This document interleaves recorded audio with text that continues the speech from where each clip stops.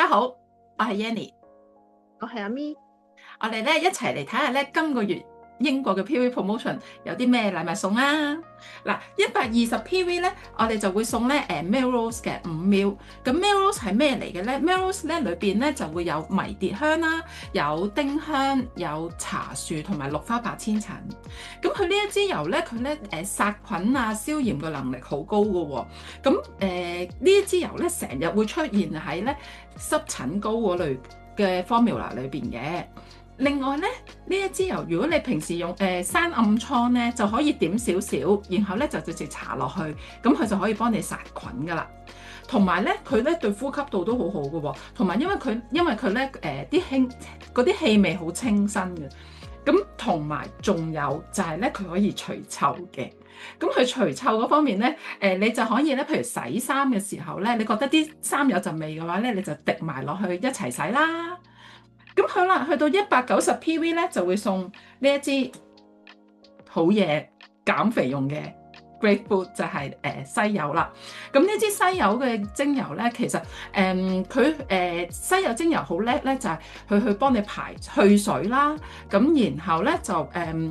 嚟到英國嘅時候咧，都同啲朋友講開啊，成日咧個人都好腫㗎。咁咧呢支精油就好好啦，咁你可以咧將佢咧加落去你一個 V6 嗰度啦，然後攞嚟按個身啊，仲有可以加埋Cypress 啦、絲柏啦，又可以加埋 Cedarwood 啦，嗰個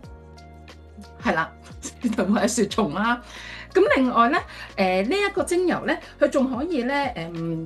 促進個淋巴啦。調節你嗰個食慾啊、情緒啦，佢同埋可以做到 balance 咧，就係咧佢你食太多嘅時候咧，佢就會調節翻啦。如果咧食唔夠嘅時候咧，佢就會幫你 balance 翻。所以咧點解佢可以做得到咧減肥嗰個效果啦？咁但係喺情緒方面咧，呢一個咧。西柚嘅精油咧，好適合一啲咧轉緊牛角尖嘅人嘅喎，因為咧佢咧有一個咧好破舊立新嘅感覺嘅，咁佢有一種咧去舊迎新嗰個令人哋有呢個咁嘅想法嘅。咁好啦，然後去到250 PV 就係佢啦。哇！呢支真係好好嘢嚟嘅，呢一支咧就係攞洗面攞嚟做磨砂嘅。咁呢一支係有薄荷嘅成分喺裏邊啦，咁裏邊咧係有一啲一粒粒咁樣嘅。咁通常我哋磨砂咧1個星期做1-2次就夠噶啦。咁因為佢有啲薄荷成分咧，當你咧捽勻啦，然後咧等佢少少，你會覺到有少少咧 refresh 咗咧，好似一個好提神啊、好提升咗嗰個效果嘅喎。咁一個唔使做好多次。咁然後之後你就洗咗面去咧，然後再搽翻你嘅護膚品就可以噶咯喎。好啦，咁就輪到我啦。係啦，咁咧嚟緊我會介紹呢個350 PV 嘅Acceptance 啦。係啦，咁咧呢支油咧我自己好中意用嘅，用喺小朋友度啦。咁其實呢支油咧裏邊咧有好多好靚嘅精油嘅，咁包括咧有玫瑰啦，有皇家夏威夷嘅檀香啦，有橙花啦，係啦，有茉莉啦，咁都好靚嘅油嘅。咁其實佢有咩幫助咧？咁其實佢喺情緒方面可以幫手做到平衡嘅效果啦。咁另外咧，佢可以咧激發思維，令到咧個人咧可以正面啲去發掘好多嘅可能性啦。係啦，積極咁去接受一啲新嘅挑戰。係啦，咁另外如果經歷到生活裏邊有啲變化嘅時候咧，佢願意去調整自己嘅心態咧，去令到情緒平衡，同埋去接受嗰個新嘅事物啦，係啦，新嘅轉變啦，咁同埋可以輕鬆咁樣去面對嗰個困難嘅，係啦。咁咧而我用喺小朋友度啦，因為我小朋友即係佢係一位 SEN 小朋友啦，有陣時有啲固執，係啦，咁所以咧我用呢支 Acceptance 嘅油咧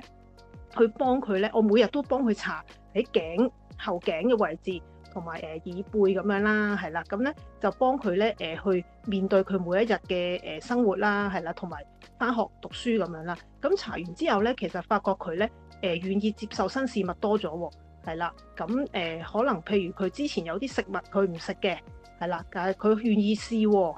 係啦，同佢講喂不如你試下試下呢樣嘢食啊，你之前未試過，因為佢之前好抗拒。咁叫佢試咧，佢真係肯試喎，係啦。咁亦都係有陣時譬如出街啦，咁可能佢好中意搭嗰架巴士，但係咧嗰架巴士可能冇嚟啦，甩咗班啊，咁咧之後咧，咁咧佢又會接受喎，即係以前佢係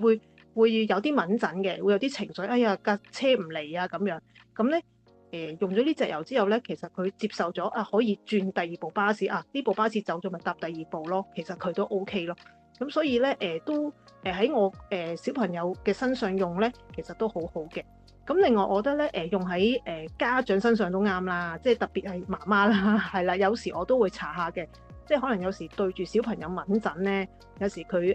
有啲曳曳豬啦，曳曳豬咧，咁我就會即係敏陣嘅時候，有陣時查下，又係查頸同埋耳背啦。咁查完之後咧，又會個人會平靜啲嘅，係啦，去比較明白多咗小朋友點解會發脾氣啦，係啦。咁會自己都會平靜啲嘅，係啦。咁特別我又想提下啦，其實如果面對小朋友步入呢個青少年嘅階段咧，其實我相信咧家長面對好多挑戰嘅，因為我都聽好多朋友講啊，一到青春期咧講極唔聽啊，好抗拒，即係好多父母講嘅嘢就聽唔入耳，甚至有啲反叛行為啦。咁其實家長都可以試下用呢支油去幫自己平靜翻，或者去諗下點樣去處理或者同小朋友好好咁溝通咯。咁所以呢支油好有幫助嘅。咁樣好啦，然之後咧就到450 PV 嘅 motivation 啦，係啦，呢支油咧我都係每日咧同小朋友用嘅。咁咧佢入邊咧有呢個好高能量嘅北極光黑雲杉啦，係啦。咁其實佢好高能量咧，其實都令到小朋友咧比較正面啦，同埋去行動去做嘢做得叫做有動力啦，即係好似佢個名咁講，好有動力啦，係啦，亦都幫助到佢哋提升自信啦。面對前面嘅目標，佢哋會去衝去做啦，係啦，去努力啲啦。咁而針對住一啲情況，譬如拖延症啦，係啦，有啲小朋友啦，可能做功課啦，即係可能會做功課啊，或者可能執嘢啊，會其實你叫佢做佢唔做啦，係啦，好似我小朋友咁樣，咁咧佢咧就會之前佢係啲玩具唔執嘅，或者啲書劈喺度唔執嘅，咁啊叫咗好耐都唔執，咁但係咧我試咗查 motivation 之後咧，發覺佢主動咗去做喎，係啦，咁咧就嗌佢一次咧，佢就已經去執啦，咁而家甚至係自己我唔使提咧，佢自己會執咯。係啦，咁所以咧呢一個係佢嘅轉變啦，係啦，亦都帶咗俾佢有個正能量啊，係啦，去做任何嘢都係可能返學，佢會自己拎個書包行出去着鞋，係啦，咁所有嘢咧都